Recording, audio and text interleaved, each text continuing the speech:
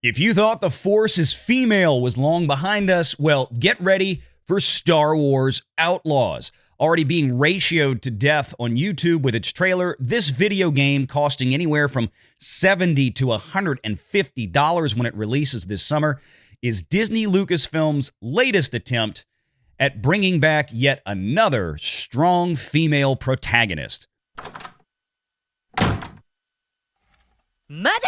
Which is something, of course, all of Star Wars fandom has been clamoring for since the failure of Rey Palpatine. Put another gay diverse woman in it. Make it more f***ing lame. And what makes it worse is that Ubisoft and Disney Lucasfilm designed a female character that looks rather androgynous. But not to worry, I'm sure this $200 to $300 million investment in creating this game will go over just fine.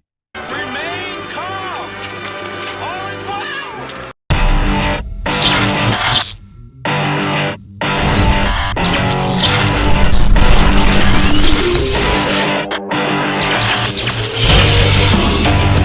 Renegade Online.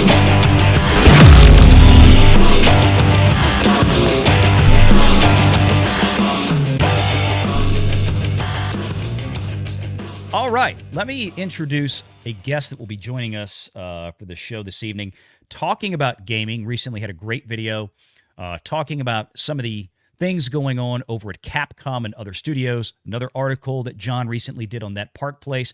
But, you know, one of the things that's been coming up lately is the Star Wars Outlaws game, and I thought it'd be great to come in here and talk about this. So please help me welcome to the first time ever to Renegade Online, Dread Roberts. Good to see you, sir.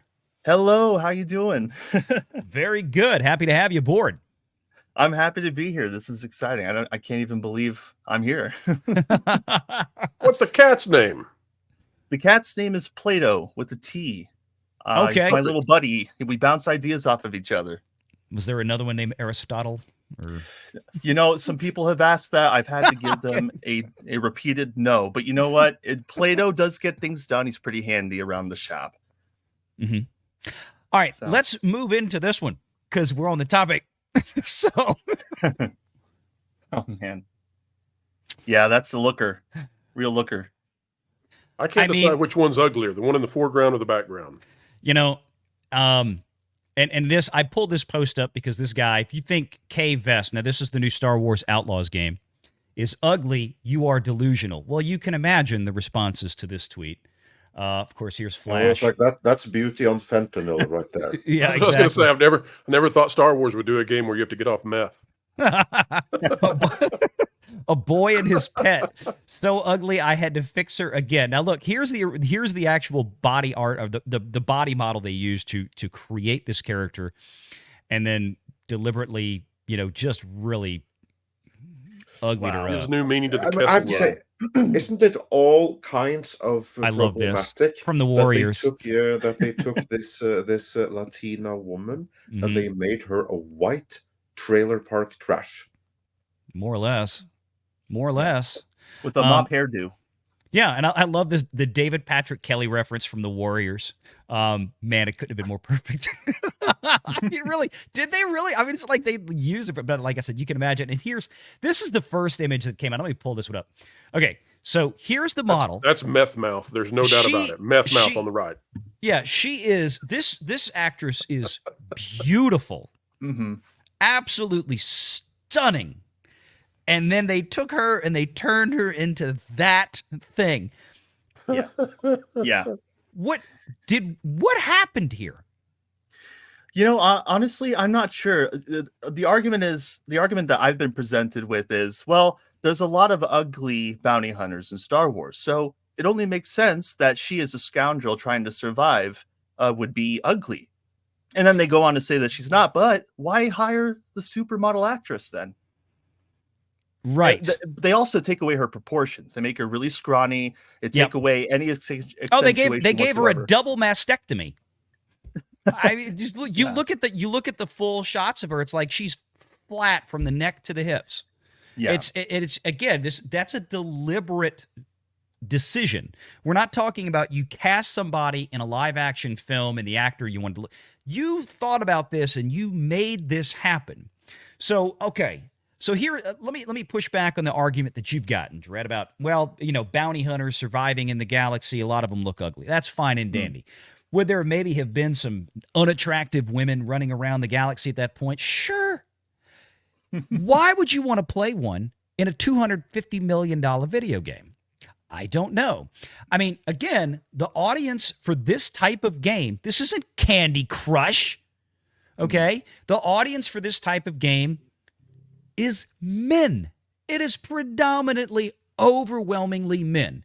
And any simple analysis, any honest marketing department, any honest marketing analysis would have said, okay, this is the audience we're going after. We have to make a product that's going to most easily appeal to them. We've got Star Wars. That's a big plus, even though you've kind of botched it so far, Disney. But it's still Star Wars. We either need to have a badass male superhero, or not superhero, but a male protagonist in this case, leading this game, or if we're going to go female, again, like Star Wars loves to do with Disney, if we're going to go female, then she better look a lot more like Eve from Stellar Blade than this. I mean, am I wrong? No. And I think it's completely natural for men and women to see attractive characters in a game and either relate to them or be attracted to them. I mean, women and men are just attracted to each other. Yeah. I don't understand the huge push to try and eliminate men and women being attracted to each other. I see that in movies, and I've seen it now in games. And a lot of the other arguments I've heard, by the way, for this photo here in particular, is that it's just like one little shot. Like you were mentioning, some people think that because there's some shots of her actually looking okay, and that it's okay, and that people are just nitpicking. But yeah, oh my goodness, sorry, go ahead. That's actually really crazy. But yeah, one of the arguments I've heard is that I'm sorry, guys, I held it as long as I could. It's so bad. God.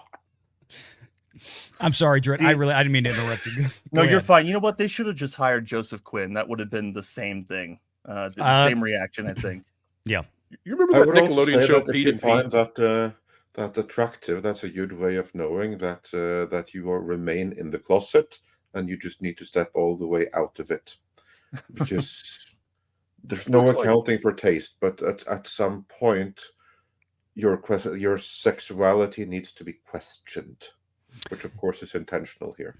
Yeah, and Andre, that's an excellent point, and that's one of the things I was going to mention. And to Dredd what you were saying, they try to erase this whole idea that men and women are attracted to each other, and this kind of whole thing. Everything is very platonic, and look, that's fine on the surface, but it seems like there's a drive towards this. But I think more importantly, what's really concerning and what people should be realizing on stuff like this is that I think part of this is about erasing gender norms. Mm-hmm. I think that just like we see a huge push from LGBTQ communities, Disney, of course, all in on that one, right? I mean, there's what, about 47 different gay days every year now. Transgender awareness days and all this. We just seems like we had another one a couple of days ago. Governor Gretchen Whitmer from Michigan, posted something that I retweeted. I was like, how many gay days are there? I think a lot of this has to do with you plug in the DEI aspect, and now we're to the point to where I think these characters, especially female characters, they're deliberately being manipulated into looking less feminine, looking more gender ambiguous. I think that's a big part of it because, hey, guys can be girls and girls can be guys or whatever the case is. And then now we're going to make video game characters that, Saturday Night Live back in its last golden age had it right with its Pat. Yeah. It's where we are. Yeah, I think I think that's a good point. And I do believe that they are pushing that hardcore in these games. I don't know why people don't think that Ubisoft would do something like that, especially when Microsoft is coming right out and saying, we want you to disproportionalize these women and make them ugly. They're literally saying it. Those are guidelines. They're pushing out to their people, to their gaming studios. So I don't know why people would think that Ubisoft wouldn't do something like this. It seems that it's exactly what they were told to do, and they're doing it. They're trying to blur the lines and create a bunch of androgynous characters, and they're using the biggest IPs to do it, because all of their original IPs, Forspoken, for example, they never take off, and their studios end up shutting down. So you gotta get on to Spider-Man 2. You got to get on to Star Wars. Get on to the Suicide Squad, because those are popular. Let's push our ideas there. Yeah, I know. It's that crazy, and I'm sure eventually the consultancy groups that help them make all these games will eventually start threatening lawsuits against people who call them out for it. Yes. Oh, yes. Like recently. So sue me. Yeah. Yeah. There's a lot of that. It was hard to believe at first when I saw that happened from BGG, because when I first saw it, it's like BGG is going to do this. I'm like, wow, that's crazy. Wait, can they do that? Can they do that to me? So it's been an interesting ride seeing, Ron Coleman's perspective on the situation, you guys' perspective, and we're just reading the truth. It's not like these people are hiding a bunch of stuff that we're like uncovering. They're putting it on the front page for all to see. This is just coming from me, but I see it. It's right there in our faces, and some of it's even been removed. But we're just reading the information back, and they're just like, "Oh, how dare you!" No, don't stop, BGG. No. Oh wait, we don't care. Yeah. So what do we think Star Wars Outlaws is going to do here in terms of sales? I mean, this is due out in is it 3 months, 4 months? It's coming out this summer. I think it's this summer. Soon. Well, I think it all depends on whether or not that character, if you sit, you remember how Sonic would pat his foot on the ground if you didn't move him for a while? Mm-hmm. That character looks like the kind of character who would just passively rip farts if you didn't play the game for a few minutes. So if that's in there, I don't know, cut it by another 10,000 sales. But this is going to be down in the gutter. I mean, nobody cares about Star Wars anymore. Okay, Mm-mm. So you're making a Star Wars game, and you made this ugly-looking character that looks like the old Nickelodeon show Pete and Pete. If you turn those two characters into women and then mash them up, like this is where we are. Okay, so yeah, that's going to get played a bunch. That's what's going to get people to say, "I'm tired of playing Mario. I'm tired of playing Fortnite. I'm tired of playing Street Fighter. I'm going to play this nasty-looking thing." Luckily, gamers are a perpetually online bunch. So I just hope that as many as That's possible actually true. will be aware of this. And Red Rob, it's great that you're doing your job to inform people about this, driving down sales as much as humanly possible. Yeah, I believe the trailer that they had on wasn't it ratioed on YouTube for Outlaws? Yeah, I would actually like to paint a picture for you guys, if you don't mind me taking some facts and compile them together really quick, including the trailer. So that trailer came out, I watched it, and it was starting to get a little bit ratioed. But that next day, that thing was sitting below it was like below halfway positive. So that thing got ratioed into oblivion.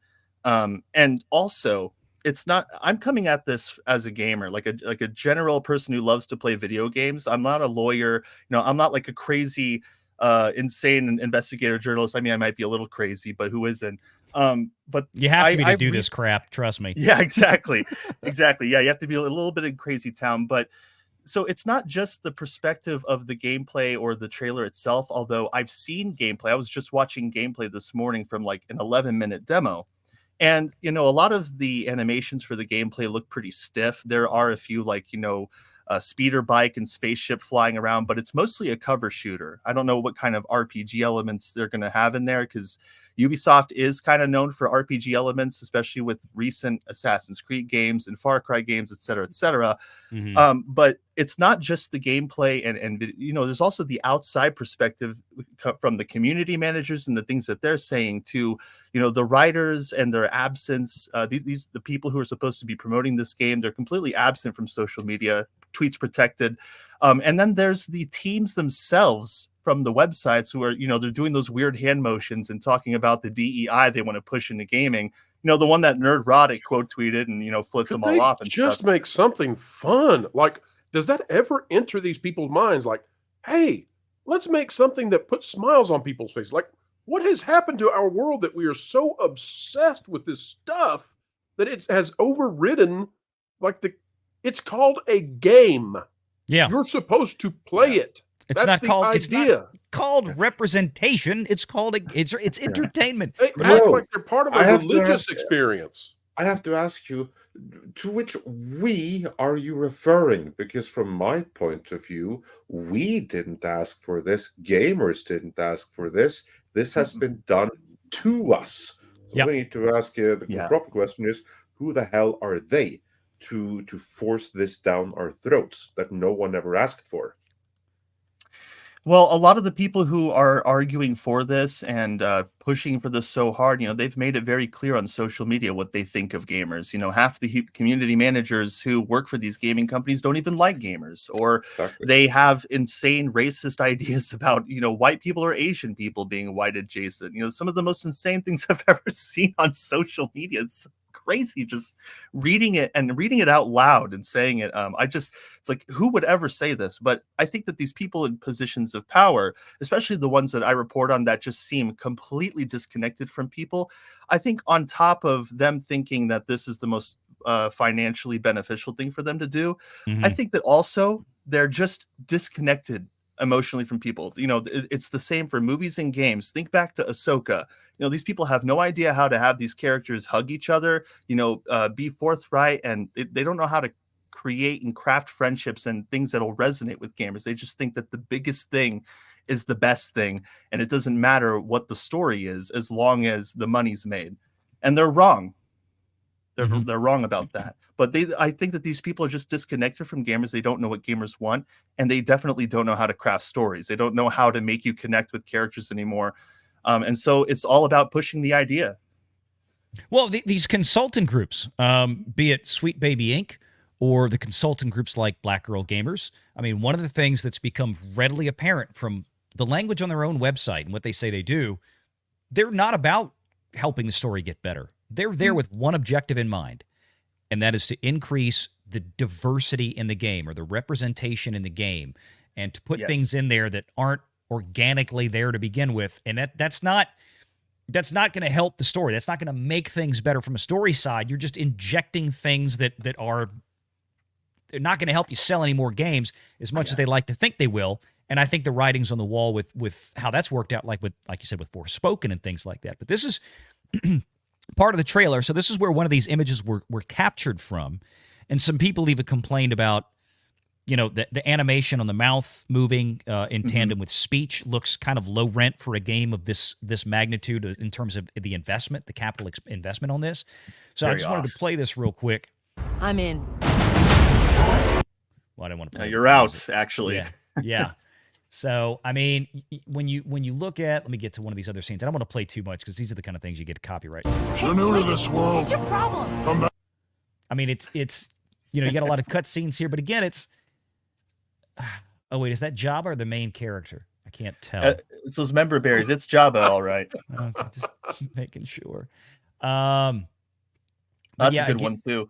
Yeah. It's just been me and Nix. So the idea is that, we might not make her real popular, but we can sell some of those rat puppets they got down there that's running at her, like they did with, what was those things from The Last Jedi? And that's the next baby Porgs. Yoda right there. Yeah. Coming to a Porgs, yeah. Disney park near you. Good Lord. Yeah. Again, now the other thing of this, and this is crazy. This game starts like a lot of AAA games do. I think it's $69, right? $70 on PlayStation 5, on Xbox. Whatever. Please tell me there's a $300 version that makes her attractive. No, but for a $130 version, you can get more stuff. Maybe you can get a mask to put on her face. I don't know. Or a More bag. in-game stuff. Nothing physical to collect. Just Yeah. Her in-game bag would be stuff. good. Yeah. Again, I don't know who this is really gauged at. I mean, look at her. Oh, wow. That looks Now- awful. now Does she have a that- clavicle tattoo? Is that a clavicle tattoo? Yeah, and she's got a cleft chin. It looks She's like from with the that clavicle shadow. clan. I mean, and absolutely no breasts. I mean, like these game designers, they apparently they do not like women with breasts. Can you just Like hold it right there for one She's second? got moves and like don't Jagger, move on? though. Yeah. Do you know what that reminds me of? There's actually a Norwegian movie which is based on a Norwegian comic, which follows the lives of drug addicts in Oslo. Yeah, there are drug addicts in Oslo, and they made a 3D animated movie about this called Free Jimmy, parody of Free Willy. It's actually really, really good. And that movie, which is now close to 20 years old, the animation in that looks eerily like this character right here. She would fit right in with the rest of those animated junkies and druggies and everything. And I'll see if I can find a clip here. But I just got that instant flashback right here that this is what an animated druggie used to look like. Guys, let's get real. She looks like Mick Jagger, but like old Mick Jagger, not young Mick Jagger. She looks like 65-year-old Mick Jagger. Yeah, I mean, again, I don't. We don't need realistic-looking women, or even men in this case, in these video games. We want idealized versions of those. That's why these games are fun. They're escapism. You get to play characters and other type and play games and play in worlds that don't really exist in real life. But yeah, a lot of these women do. There's a lot of really beautiful women that do look like they do, like we saw with Stellar Blade and the model that did the work for that. But this is like they went in and they took off her breasts. They took off her shape. They made her face look more haggard. And I understand there's a character design here, but again, you're trying to sell a $300 million investment to as many people as possible. I think this was a decidedly crappy, stupid move. You chauvinist. How dare you? Yeah, because as a gamer, I don't want to sit for hours and hours on end playing as a person who looks unappealing and then acts unappealing, which is something that a lot of people are worried about too, based on the perception outside of the game and what we see in it. I don't want to play as a complete jerk bag who is the self-insert of some weird activist writer. That doesn't sound fun at all. Because Ubisoft games are huge. Can I ask a question? And I'm sorry if this is going to offend some people out there, but this has been nagging at me. Why, like every video game I look at now, especially from Disney, why do they all have a black woman with like a shaved head? Is this a thing now? That's like in every game. It's become a trope. Even in Star Wars games with like the Respawn Entertainment one, Jedi Survivor. I don't know why. It's become this weird thing where it's like, okay, we need a black female character in it, okay, but she can't have long hair. She can't have like a feminine haircut. Well, she also has to be buddies with a white woman who has half of her head shaved and the other part of her hair swoops on the other side, and it's usually tipped with pink. I ask this genuinely because I don't get this, but I have noticed this over and over again. Like this is a thing where in film and television too, a lot of times, like they want to have a black woman in it, but they don't want to have a black woman in it that has long hair or feminine hair or something. They're always like shaved head or something like that. I'm like, I don't understand like why this is a thing in everything now. It's like years ago when every Netflix show that came out, it seemed like by edict by Netflix, which basically it was, had to have some kind of gay romance in it or gay character or trans character. Every freaking Netflix show that came out, it was the same thing. Now it's like this with games, I guess, with these kind of characters. I don't get it. Well, funny enough, they took the same actress from Jedi Survivor who played the Black Jedi Master with the shaved head, and then they put her in Suicide Squad: Killed the Justice League as Amanda Waller and she was black, militaristic, and had the shaved head. Same actress. And she plays Amanda Waller too. By the way, that's Sweet Baby Inc. involved. So there you go. Thought I'd point that out. Make sure you're subscribed to Valiant Renegade and join us every Sunday at 6 p.m. Eastern for the live show.